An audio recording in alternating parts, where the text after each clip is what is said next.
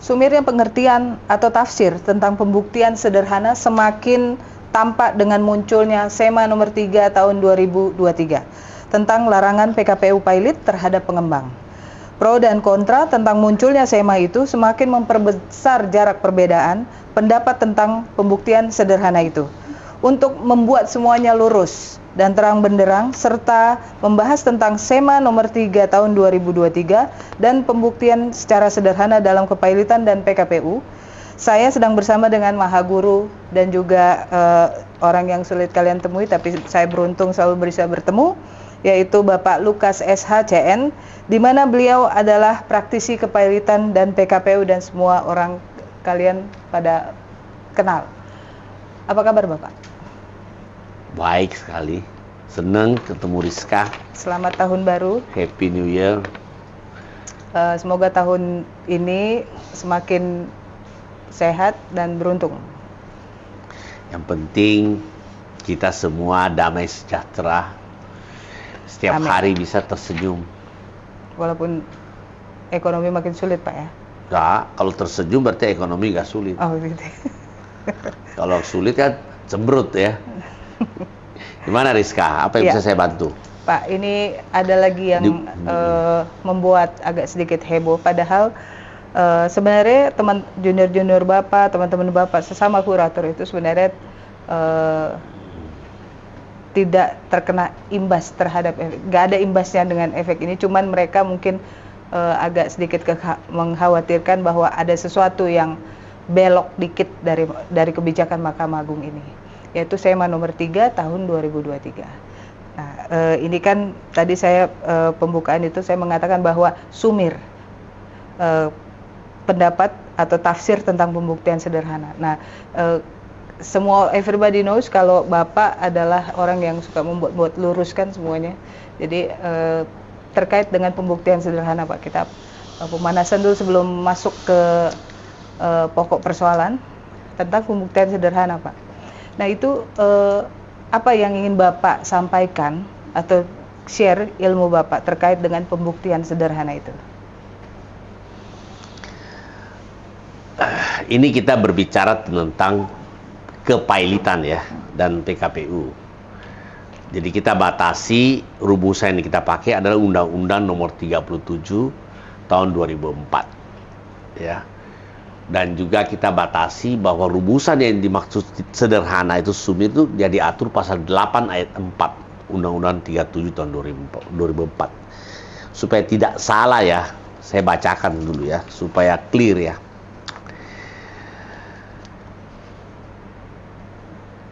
Pasal 8 ayat 4 ya, Undang-Undang Kepailitan dan PKPU, permohonan pernyataan pailit harus dikabulkan.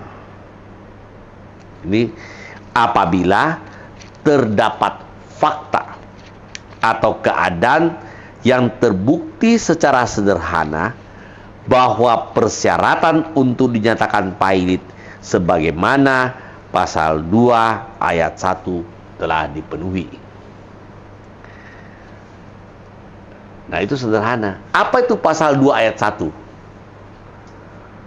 Pasal 2 ayat 1 itu apabila terdapat sedikitnya 2 hutang, salah satu hutang itu telah jatuh tempo, dapat ditagih, dan tidak dibayar. Nah, kemudian kata-kata utang ini, apa itu utang? Itu dirumuskan lagi di pasal 1 ayat 6 dalam bentuk kalimat seperti begini. Pasal 1 ayat 6 Undang-Undang Kepailitan dan PKPU dikatakan, utang adalah kewajiban yang dinyatakan atau dapat dinyatakan dalam jumlah uang, baik dalam mata uang Indonesia maupun mata uang asing, baik secara langsung maupun yang akan timbul di kemudian hari atau kontingent, yang timbul karena perjanjian atau undang-undang yang wajib dipenuhi yang timbul karena perjanjian dan atau undang-undang, dan atau yang wajib dipenuhi oleh debitor, dan bila tidak dipenuhi, memberikan hak kepada kreditor untuk mendapatkan pemenuhannya dari harta kekayaan debitur.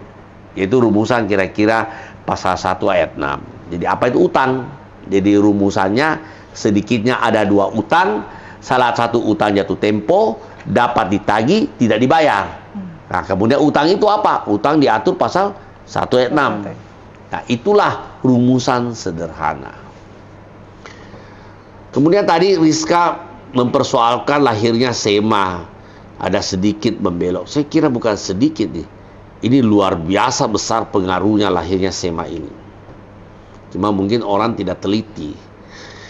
SEMA 3 tahun 2023, tanggal 29 Desember 2023, halaman 5, butir 2 ayat 2. Itu bunyinya kurang lebih begini.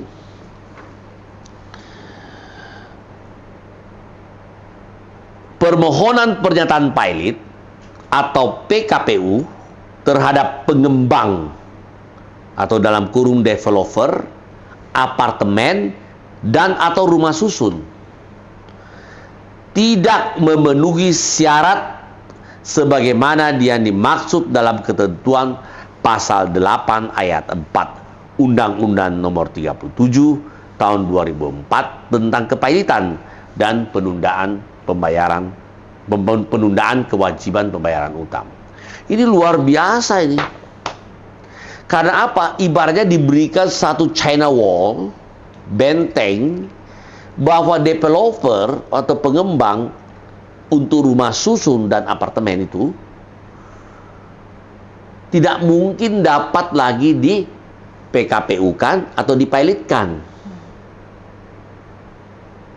dengan alat bukti yang dimaksud pasal 8 ayat 4 itu, yaitu pembuktian yang sederhana. Artinya jangan lagi berpikir siapapun dia, kreditur, kalau mau mengajukan PKPU atau pilot terhadap developer di bidang rumah susun atau developer di bidang apartemen, pasti ditolak karena tidak terpenuhi pasal 8 ayat 4. Karena semua PKPU atau pilot terhadap debitor harus memenuhi pasal 8 ayat 4 itu. Dibuktikan secara sederhana. Paham nggak? Paham. Ini luas ini.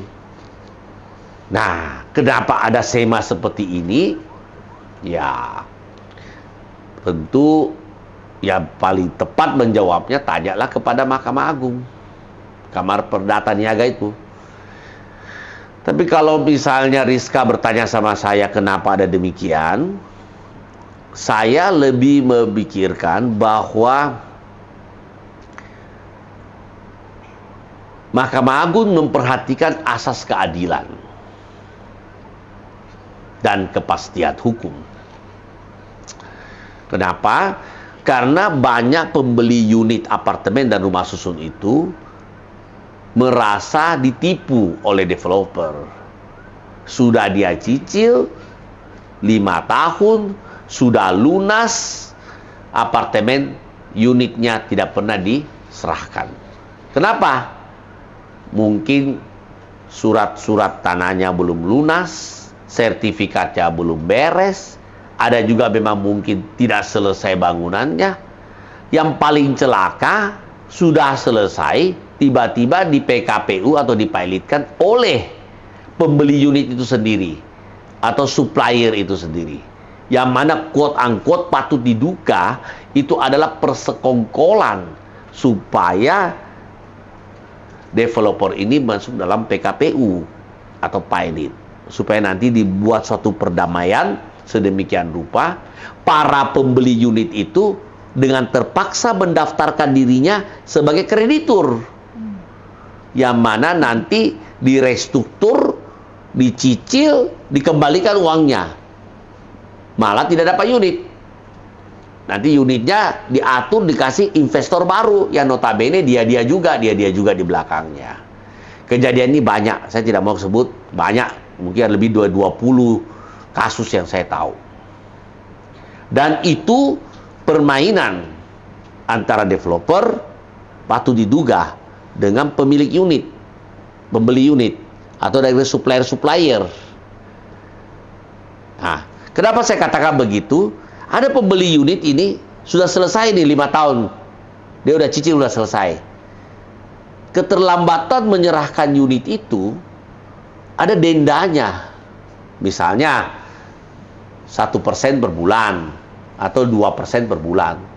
Jalan 1 tahun kan sudah menjadi suatu kewajiban utang yang lahir dari perjanjian sebagaimana yang dimaksud pasal 1 ayat 6 itu.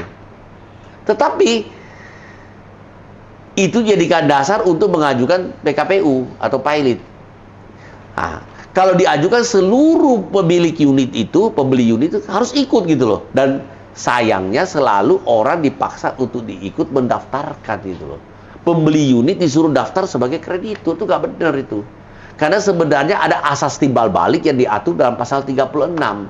Pertama-tama dalam ayat 1 itu, kurator itu wajib, Pak, melanjutkan perjanjian yang sudah ada sepanjang perjanjian itu perjanjian yang halal gitu loh.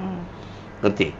Tetapi kalau sampai itu tidak bisa, memang terakhir bisa saja pembeli unit itu menggugat meminta ganti rugi atau meminta didaftarkan sebagai kreditur, bisa saja. Tapi itu rugi. Karena ini jalannya seperti itu, mau tidak mau ujungnya jadi kreditur, maka pembeli unit tidak dapat unit gitu loh. Oleh karena itu, apa yang dibuat oleh SEMA ini, saya melihat Mahkamah Agung jeli. Karena belum bisa dilakukan perubahan undang-undang kepailitan, maka dia ambil terobosan, terbitkan SEMA untuk melindungi, memberikan rasa keadilan yang lebih dekat kepada masyarakat pembeli unit yang pada golongan-golongan ekonomi menengah ke bawah. Paham sampai sini? Paham. Tapi kalau misalnya mau ngikutin tadi Pak, bahwa Mahkamah Agung memberikan kebijakan untuk melindungi para konsumen atau pembeli yang dari kelas menengah ke bawah. Artinya ini berkaitan dengan developer qualified atau developer yang tidak qualified. Bapak mau cerita apa tentang developer qualified? Apakah ini ada tugas dari pemerintah untuk mengawasi developer mana saja yang qualified, yang boleh meneruskan misalnya penjualan atau apa, atau yang dalam tanda petik sekarang kan banyak tuh Pak yang hanya menjual gambar terus kumpul DP, habis itu tidak bisa membangun PKPU atau pilot. Bagaimana Bapak? Iya, kembali lagi negara harus hadir Pak. Negara harus hadir di dalam kondisi seperti ini. Ada kan undang-undang perlindungan konsumen. Ya. Konsumen pembeli unit apartemen ini, dia itu harus mendapat perlindungan. Ngerti nggak? Karena dia ini sejatinya mungkin orang yang tidak punya apartemen, tidak punya rumah susun, baru membeli satu ini. Banyak orang-orang muda yang baru menikah, mau cari satu rumah gitu, dicicil gitu loh ya. Nah, makanya mimpi mereka untuk mendapatkan unit itu, itulah yang saya kira dari SEMA ini memberikan suatu jalan yang lebih baik gitu loh. Nah, developer ini pemerintah harus kontrol seharusnya. Kenapa? Kalau Anda terima uang cicilan dari masyarakat, tidak boleh uang cicilan itu dipakai untuk yang lain atau side streaming gitu loh. Harus benar-benar dipakai untuk pembangunan apartemen itu atau rumah susun. Nah, untuk itu biasanya kalau seperti kita lihat di Singapura itu dikontrol, masuk ke escrow, pemakainya khusus untuk itu. Dan developer harus punya modal gitu loh. Berapa modalmu untuk kau mendapat izin membangun? Jangan cuma menunggu orang membeli dengan cicilan boleh pakai uang itu bangun, nggak boleh. Ngerti nggak? Makanya biasa ada performance bond dari bank yang melindungi, ada jaminan pihak ketiga, sedemikian rupa dikontrol oleh pemerintah Pak pembangunannya bertahap cepat. Supaya selesai, supaya rakyat ini yang dari ekonomi lemah ini, yang sejatinya ingin memiliki satu rumah susun atau apartemen, bisa terwujud impiannya gitu loh. Nah, memang resikonya ya developer, ada developer yang bonafit, yang tidak bonafit. Saya tidak enak sebut namanya, Pak. Semua orang tahu siapa developer yang bonafit, siapa developer yang jadi-jadian gitu loh. Yang bilang mau jual gambar tiba-tiba hilang gitu loh. Janganlah beli yang itu. Tapi kembali lagi, Pak, siapapun dia, pemerintah bertanggung jawab harus menjaga ini barang, harus kontrol, ya, gitu. Oke? Tapi masyarakat kan nggak tahu, Pak, mana developer yang bonafit. Kembali lagi saya katakan, pernah dengar itu pinjaman online, Ya. transaksi bodong, ya kan? Semua itu apa? Pemerintah OJK tidak kontrol. Kalau kontrol tidak akan ada izin untuk itu. Seperti izin untuk membangun, berarti kontrol gitu loh. Tetap pemerintah harus hadir. Ini menurut saya kesalahan pemerintah. Mahkamah Agung berusaha. Mahkamah Agung tidak bisa buat undang-undang. Yang bisa DPR dengan pemerintah. Kalau nggak dibuat-buat undang-undang, perbaikan undang-undang kepailitan, mau tunggu sampai kapan? Dibikin terobosan, dibuat SEMA. Gitu. Kita harus hargai Mahkamah Agung ini, bagus. SEMA itu nanti kalau tidak cocok dibuat lagi yang baru, terus, Pak. Karena hukum itu tertati-tati mengikuti perkembangan masyarakat, Pak. Ngerti nggak? Nah, kalau kita mengatakan sekarang tadi Rizka bilang, loh ini SEMA ini menabrak ini undang-undang. Pasal 1 ayat 6 ini kan udah jelas diperjanjikan, kok utangnya kok nggak bisa pakai 8 ayat 4. Ya bukan begitu. Karena kalau kita lihat yang lain juga kemarin asuransi, perbankan, di PPSK yang baru, yang bulan tanggal 12 Januari tahun 2023 itu, Undang-Undang PPSK, pasal 8B, itu kan diperluas, Pak. Bukan hanya asuransi dengan perbankan, bursa, lembaga clearing, lembaga penjaminan, efek, multi finance, penjamin simpanan, semua tidak bisa lagi dipilotkan, harus lewat OJK. Kenapa? Untuk menjaga, Pak, memberikan kepastian, jaminan kepastian gitu. Ngerti? Nah, demikian ini pun juga developer itu harus bisa memberikan jaminan kepastian, Pak, kepada orang yang membeli unit itu, suatu hari bisa dapat unitnya. Paham? Saya setuju sekali, Pak, dengan Mahkamah Agung mengeluarkan SEMA ini. Walaupun ya, seperti ada rasa tidak adil. Gimana nih? Jadi supplier nggak bisa pilotkan. Gimana nih? Berarti pembeli unit nggak bisa pilotkan? Ya sama aja pemegang premi asuransi nggak bisa pilotkan asuransi. Bener nggak? Ya.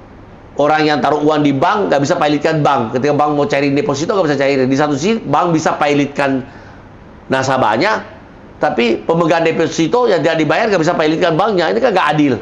Bukan soal itu. Ini menyangkut memberikan jaminan kepastian keamanan gitu loh. Paham? Paham. Menyangkut kepentingan orang yang lebih banyak gitu. Ya. Keadilan yang tertinggi adalah ketidakadilan. Ngerti nggak? Karena semua itu hanya masalah rasa aja. Ya, Rizka. Ya, betul. Nggak usah sesali itu. Jalani saja. Ya. Pak, kita mau masuk ke contoh kasus nih. Apa tuh? Apakah penundaan kewajiban pembayaran utang PKPU dapat diajukan oleh beberapa orang pembeli unit apartemen yang membeli secara cash atau cash keras?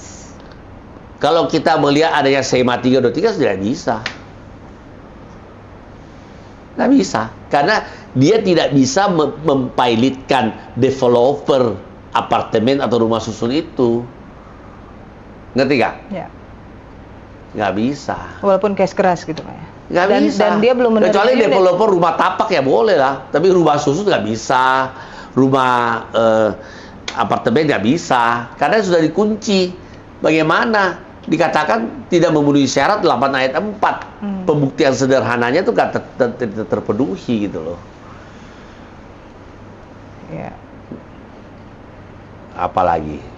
Dalam SEMA nomor 3 tahun 2023 ini, salah satu poinnya mengatakan bahwa permohonan pernyataan pilot atau PKPU terhadap pengembang atau developer tidak memenuhi syarat sebagai pembuktian secara sederhana. Tadi kita sudah bahas masalah 8 ayat 4 ini, Pak. Ya. Cuman saya minta penegasan kepada Bapak bahwa pasal 8 ayat 4 ini, pembuktian sederhana ini kan sumir.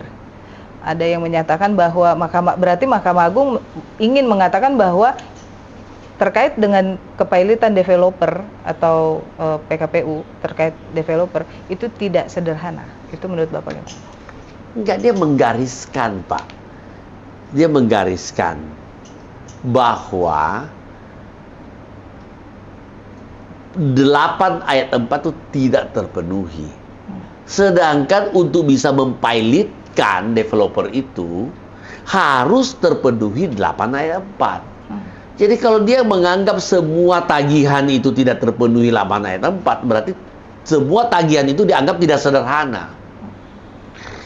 Kalau tagihan itu tidak sederhana, ya tidak terpenuhi 8 ayat 4, ya tidak bisa pilot. Dia bikin satu China Wall, Pak, benteng nih, Pak. Sama dengan asuransi dulu. Pokoknya kalau mau pilotkan asuransi nggak bisa. Yang bisa hanya OJK. Yang mau piloting bank nggak bisa. Hanya OJK. Seperti tidak adil. Tapi itulah keadilan. Yang tertinggi adalah ketidakadilan. Ada kepentingan orang banyak yang harus dijaga. Pemerintah sebagai penyeimbang di sini, menjaganya gitu. Ya. Nah, ini Mahkamah Agung luar biasa sekarang. Dia mengambil terobosan. Jangan sampai semakin banyak pembeli unit yang dikorbankan. Dan ini tidak berlaku surut loh. Ini tidak berlaku surut. Mulai berlaku 29 September 2023. Peristiwa yang terjadi sebelumnya masih bisa jalan, Pak? Jalan, kecuali sekarang kau mengajukan ditolak. Yang sudah dari dulu bisa jalan. Yang sekarang nggak bisa. Tidak berlaku surut. Ya. Jadi menurut Bapak, apakah SEMA nomor 3 tahun 2023 ini bertentangan dengan Undang-Undang 37 tahun 2004? Pasal berapa? Ya, termasuk salah satunya 8 ayat 4 itu. Enggak juga, bukan bertentangan. Ini kalau saya mengatakan boleh dikata lex specialis derogat lex generalis. Seperti undang-undang khusus mengesampingkan undang-undang umum. Tetapi ini surat edaran yang berada di bawah ini mengesampingkan undang-undang gitu loh. Bukan bertentangan, dikesampingkan. Jadi ada kepentingan yang lebih besar demi rasa keadilan yang lebih dekat. Mahkamah Agung mengeluarkan SEMA. Ngerti? Bukan bertentangan. Saya tidak sepakat pakai istilah bertentangan. Tumpang tindih? Tidak. Justru sengaja diatur, ini spesialis ini. Mahkamah Agung ini spesialis, Pak. Apa yang dikeluarkan dalam bentuk SEMA itu kalau kau tidak ikuti, tidak mungkin. Hakim akan menggunakan itu supaya terjadi tertib hukum, gitu loh. Ya. Sip. Apalagi? Ya. Regulasi atau peraturan tentang kepailitan dan PKPU kadang kan tumpang tindih, Pak. Kadang loh, Pak. Terkadang-kadang tumpang Contohnya tindih. apa? Contohnya 8 ayat 4 tadi dan pasal 2 Undang-Undang nomor 37 tahun 2004. Apakah Bapak merasa seperti itu apa tidak ada yang seperti itu? Saya sendiri merasa apa yang diatur dalam Undang-Undang Kepailitan ada beberapa pasal yang saling kontradiksi. Tapi tidak tepat saya bahas di sini. Karena walaupun itu kontradiksi yang saling kontra, itu sudah undang-undang. Public domain. Dan itu harus diikuti. Sisa bagaimana hakim nanti mengadili, hakim akan memutuskan. Kalau ada sesuatu yang agak kabur-kabur, yang agak saling kontra, nanti hakim yang akan putuskan. Ngerti nggak? Tidak ada undang-undang yang sempurna. Undang-undang lahir hari ini, besok sudah ada yang salah gitu. Ngerti? Ya. Selalu begitu. Ya, tapi artinya regulasi itu kan mengikuti perkembangan masyarakat. Dan ya, saya katakan kan memang undang-undang itu harus mengikuti tapi dia tertati-tati mengikutinya. Hmm. Artinya selalu terlambat. Sedangkan untuk membentuk undang-undang perlu pemerintah dan DPR, Pak. Tidak bisa DPR sendiri buat, tidak bisa pemerintah sendiri buat. Dan terobosannya Mahkamah Agung keluarkan SEMA aja paling bagus. Kalau nanti nggak cocok, dibuat lagi SEMA yang baru. Nggak cocok, dibuat lagi. Nggak cocok dibuat lagi gitu. Iya, gitu. Nah, kata tertatih-tatih yang kita pernah membahas masalah keadilan yang tertatih-tatih dan sekarang juga hukum yang tertatih-tatih. Nah, bahasa tertatih-tatih itu kan menarik nih, Pak. Nah, Bapak bisa menjelaskan bagaimana hukum di negara ini tertatih-tatih itu? Bukan hanya di negara Indonesia, Pak. Di seluruh dunia punya hukum tertatih-tatih mengikuti perkembangan. Cuma kualitas kita membuat undang-undang seperti Burgerlijk Book itu yang dibuat di negeri Belanda itu bertahan ratusan tahun, Pak. Baru ada New Burgerlijk Book, Pak. Tapi kalau di Indonesia saya lihat kadang-kadang masih rancangan aja udah tabrakan gitu loh. Setelah menjadi undang-undang ribut gitu loh. Kenapa begitu? Saya kira begini deh, memang ada faktor bahasa. Faktor bahasa. Jadi bahasa Indonesia itu boleh saya kata kalah sempurna dengan bahasa Inggris misalnya, atau bahasa-bahasa Prancis misalnya, yang lebih bisa memberikan penjelasan lebih tepat, tidak multitafsir. Bahasa Indonesia ini banyak mengadopsi bahasa-bahasa asing. Sedangkan bahasa Indonesia yang digunakan menjadi bahasa hukum itu memang kadang-kadang nggak bisa pas itu loh. Sehingga itulah terjadi multitafsir. Mudah-mudahan akan lahir banyak ahli-ahli bahasa Indonesia hukum. Jadi ahli bahasa Indonesia hukum perlu, Pak. Bahasa Inggris hukum juga perlu. Jadi karena masalah bahasa ini, Pak, sehingga apa yang dituangkan dalam undang-undang itu sepertinya tidak tercapai gitu. Banyak hal kita bikin surat dan dibaca nggak ngerti ini surat itu loh. Tapi kalau udah ketemu orangnya, oh itu tak maksudnya gitu loh, gampang deh gitu. Kenapa? Ini persoalan bahasa. Kita kurang memberikan penghargaan kepada bahasa Indonesia, guru-guru bahasa Indonesia yang mendalami hukum, ada bahasa Indonesia hukum gitu loh. Itu persoalannya. Jadi peraturan-peraturan yang dibuat itu selalu banyak mencela-mencelek gitu loh, karena bahasa. Bahasa banyak, Pak. Banyak yang mau tes sama saya. Saya tanya, kalau kabila para hadirin yang saya hormati, selamat siang dan salam sejahtera. Di mana yang salah kalimat ini? Ada yang bilang tidak ada yang salah kok. Jelas-jelas salah. Para hadirin, tidak boleh, harus hadirin yang saya hormati. Masih kata para lagi, jamak. Itu aja sedang-sedang. Di tulisan literatur banyak sekali yang salah. Literasi kita tuh kurang gitu loh. Berdasarkan data-data yang ada, dapat dipastikan orang ini bersalah dan terlibat. Ini salah ini. Di mana salahnya? Tidak bisa bilang berdasarkan data-data. Harus berdasarkan datum-datum yang ada. Atau berdasarkan data yang ada. Nah ini banyak yang begini-begini ditemukan bagi penulisan di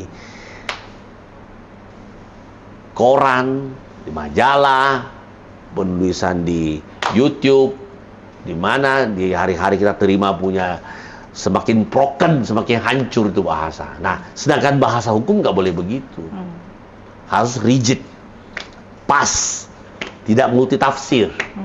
Ngerti nggak? Sehingga kalau itu bagus, bagus. Jadi bukan hanya niatmu membuat peraturan, tapi bagaimana Anda menuangkan peraturan dan undang-undang itu dalam suatu bahasa Indonesia, baku bahasa hukum yang konstruktif. Itu yang penting. Ngerti? Ya. Banyak kita masih menemukan putusan-putusan yang aneh karena bahasanya. Orang baik itu gak cukup, Pak. Harus bisa menuangkan secara tertulis dengan bahasa Indonesia yang sempurna. Paham? Paham. Kayu tahu itu. Ya. Pak, terkait dengan Undang-Undang Nomor 37 tahun 2004, menurut Bapak apa yang perlu diubah atau di-upgrade? Oh, banyak sekali. Agar bisa mengakomodir kedua belah pihak, yaitu Banyak masyarakat, sekali. pencari keadilan, dan terlebih khusus pelaku usaha. Banyak sekali. Karena apa? Kita mesti tahu sejarah lahirnya ini kan dari tadinya File Assessment for Ordering.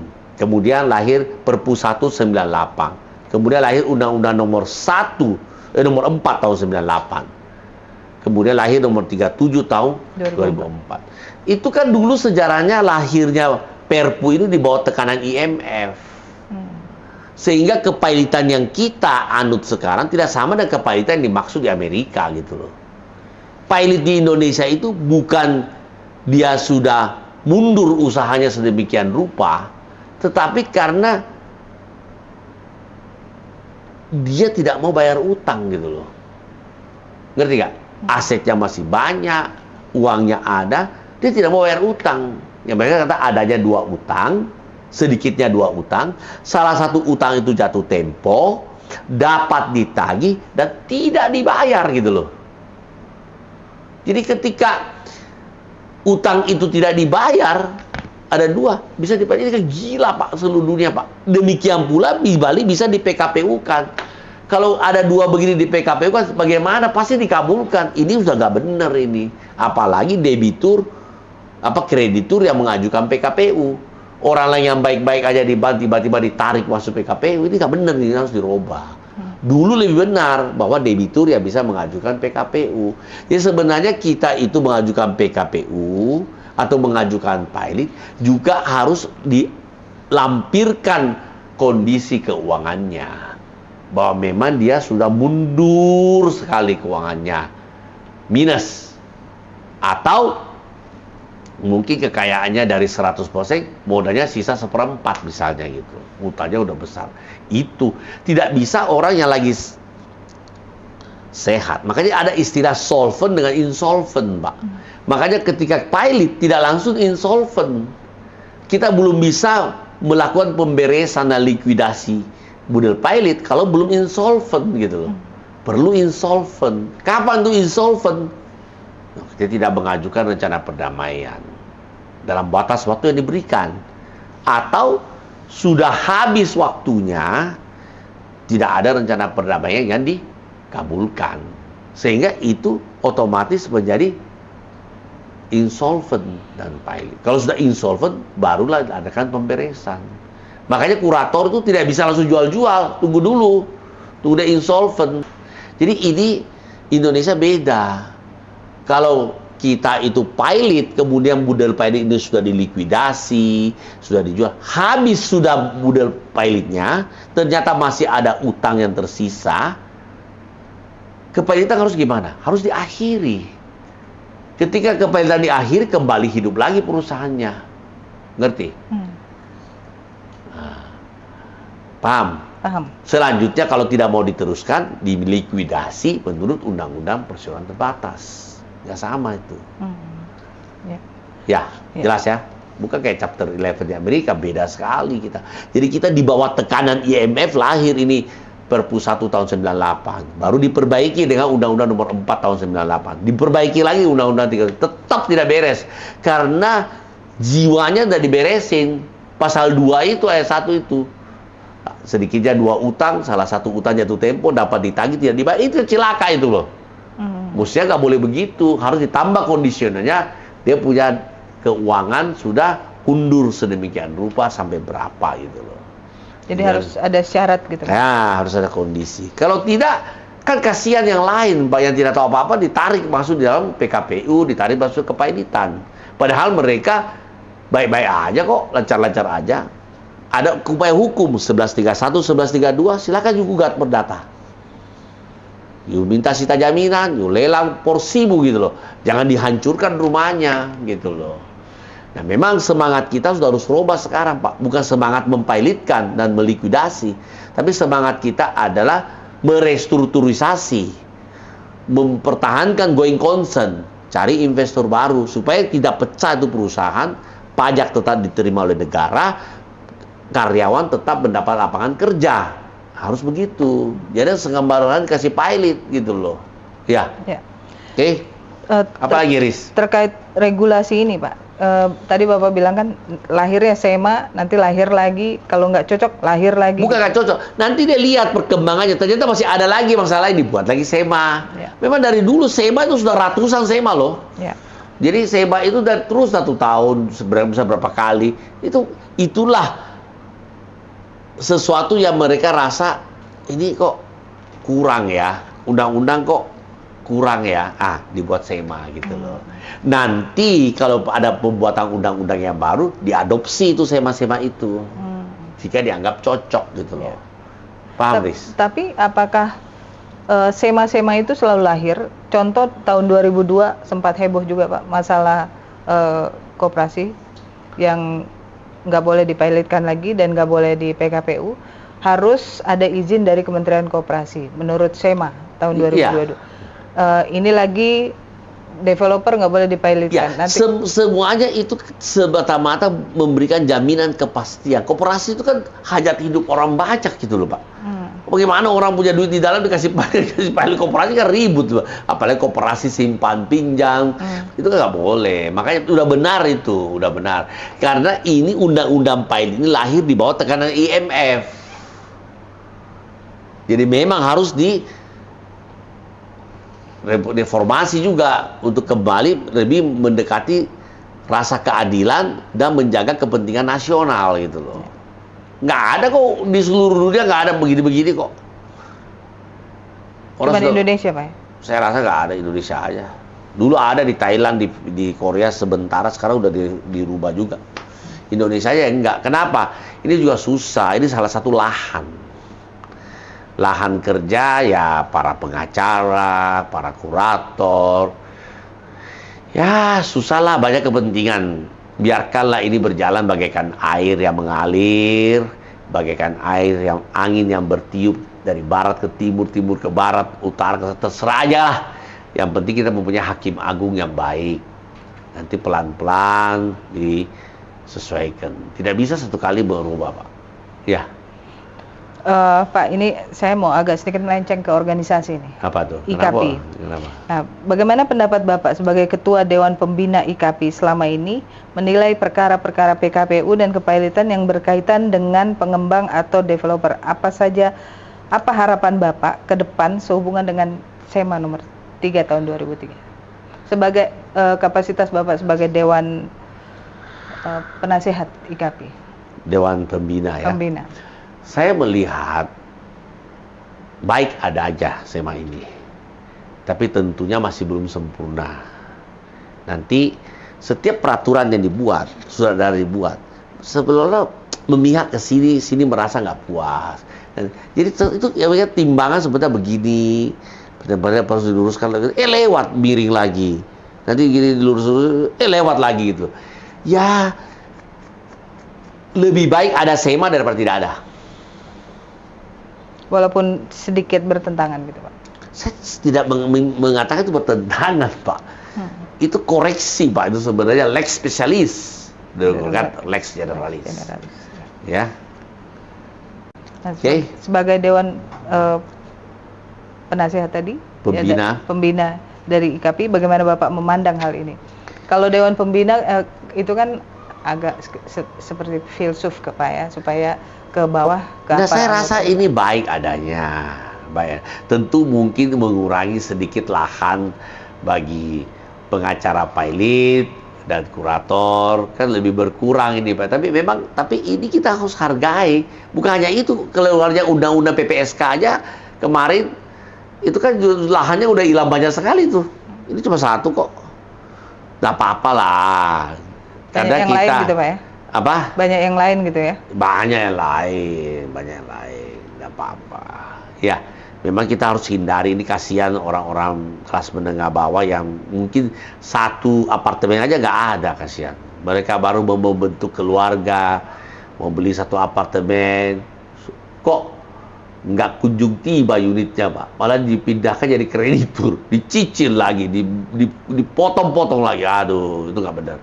Inilah negara harus hadir, memberikan perlindungan. Nah, apa SEMA yang buat ini, saya rasa ini Mahkamah Agung jeli, bagus. Dia mulai jeli, gitu, aware. Saya setuju itu.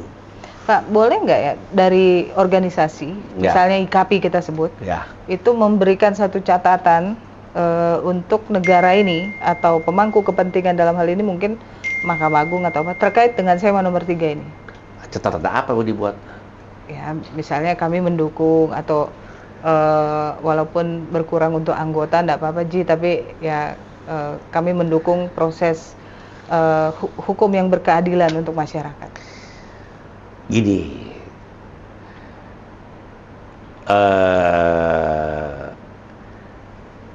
apapun yang akan dilakukan oleh IKAPI itu hanya berbentuk saran saja. Kalau saran itu mau didengar atau tidak didengar, mau apa, ya begitu-begitu aja gitu loh. Terserah aja. Nanti mungkin ketua umum IKAPI atau bagian research, pengembangan dan lain, terserah aja gitu loh. Boleh ya, boleh tidak, nggak ada masalah gitu loh. Ya. Jadi kita itu mungkin aja anggota yang tidak senang. Kok begini, kita ada yang belum dapat pekerjaan sama sekali, kan kasihan juga, belum pecah telur istilah mereka gitu loh. Ya, jadi ini barang kita mau gimana melawan Mahkamah Agung? Gak mungkin, Pak. Lu bisa larang Mahkamah Agung keluarkan SEMA? Gak mungkin kan? Mau tidak mau yuk patuh aja gitu. Masih banyak lahan yang lain yang bisa digarap. Coba lebih jeli, banyak sekali. Bersyukurlah Anda sudah jadi kurator. Dulu mana ada kurator. Sekarang udah ada kurator. Ada aturan fee-nya. Anda bebas menangani maksimum 3. Ya sudahlah. Masih banyak ikan di laut itu bisa dijaring gitu loh. Walaupun ada ikan tertentu yang tidak pernah kena jaring gitu loh. Karena ikannya masih hoki. Ya sudahlah, jangan semuanya dihabisin. Kalau ikan itu pakai pukat, Pak, kalau ya biar pukat harimau tetap ada yang tidak kena pukat. Ya ibaratnya begini, kalau kau panen, masih tahu Nabi Boas, ada Nabi Boas, itu kan suaminya Ruth kan, ketika dia panen dia sisihkan 10%, jangan dihabisin. Tujuannya apa? Kasih burung-burung, tikus-tikus, orang miskin, silakan ambil panen itu. Ya sudahlah, kita kurator bagi-bagilah, nggak usah semua mesti kurator, ya. Jadi nanti kalau untuk yang belum pecah telur bisa ke IKAPI ya, serang Bang Oscar ya. Bagaimana Pak Tua supaya saya dapat telur rebus atau telur ceplok gitu? Jangan juga lah. Oh, jangan juga ya. Ya sudah baiklah, udah dikasih kartu untuk beracara sebagai kurator, masih nggak puas aja. Banyak itu IKAPI itu kita paling enak itu, paling gampang kita kasih mereka itu. Tidak ada suap-suap, tidak ada korupsi, murni kau tes, kau lulus pasti dapat. Nah, Anda udah punya SIM, silahkanlah beracara dengan baik. Kalau kau melanggar hukum, bisa aja ditangkap, ya kan? Ya. Kalau jangan melanggar hukum, ya. Gitu Rizka. Oke, baik. Santai-santai aja. Apa pesan Bapak di awal tahun ini untuk junior-junior Bapak yang menantikan dan rindu sama Bapak? Banyak loh yang rindu sama Bapak. Saya sampaikan selamat tahun baru. Ingat bahwa kemampuan Anda menjadi seorang sarjana hukum dan juga sekarang menyandang kurator dan pengurus, pergunakanlah itu membantu orang banyak. Berbuat baiklah, berikanlah orang jalan. Jangan sengaja dipaksakan orang dijebak menjadi pilot, dijebak menjadi masuk PKPU, jangan. Berikan jalan. Selalu kita usahakan jangan hostile. Jangan hostile, ya. Itu aja pesan saya. Oke. Abang-abang kurator, jadi pesan dari Dewan Pembina itu jangan hostile ya. Jangan juga agak bandel-bandel sedikit. Patuhi rambu-rambu. Jangan sengaja. Orang itu jangan sengaja menjebak sehingga orang kehilangan hak tagih atau orang terpaksa menjadi pilot. Jangan. Harus diberikan ruang. Bayangkan kalau Anda di posisi sebaliknya gitu loh. Kalau kau berbuat baik, pasti hasilnya baik. Ya. Oke. Begitu Thank teman-teman. you. Terima kasih Bapak waktunya. Terima kasih, Semoga selalu Rizka, ya. sehat. Sampai ketemu. Oke, thank you.